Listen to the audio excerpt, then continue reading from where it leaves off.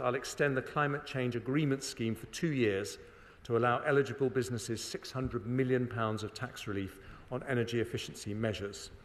But the long-term solution is not subsidy, but security. That means investing in domestic sources of energy that fall outside Putin or any autocrat's control.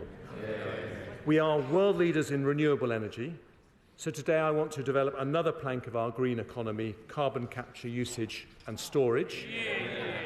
I'm allocating up to £20 billion of support for the early development of CCUS, starting with projects from our east coast to Merseyside to North Wales, paving the way for CCUS everywhere across the UK as we approach 2050.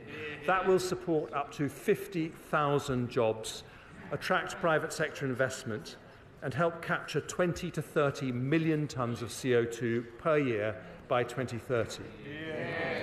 We have increased the proportion of electricity generated from renewables from under 10% when we came into office to nearly 40%. But because the wind doesn't always blow and the sun doesn't always shine, even under the Conservatives, Madam Deputy Speaker, we will need another critical source of cheap and reliable energy, and that is nuclear. Now, there have been no more powerful advocates for this than the Honourable Member for Innismon, Copeland, Hartlepool and Workington. They rightly say that increasing nuclear capacity is vital to meet our net zero obligations.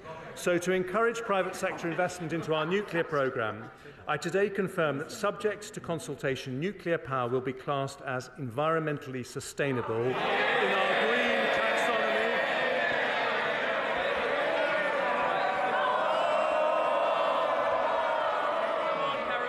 That will give it access to the same investment incentives as renewable energy, and alongside that will come more public investment.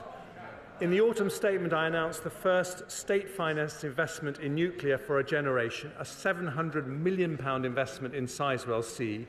Today, I can announce 2 further commitments to deliver our nuclear ambitions.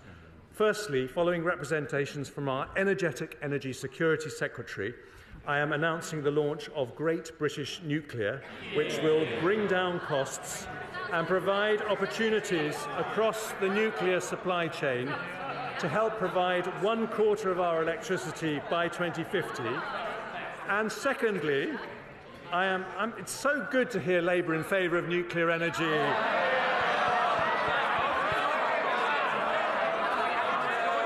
Just a shame they never did any. And secondly, I'm launching the first competition for small modular reactors. It will be completed by the end of this year, and if demonstrated as viable, we will co-fund this exciting new technology. I recognise that even though wholesale energy prices have been falling, there is still enormous pressure on family finances.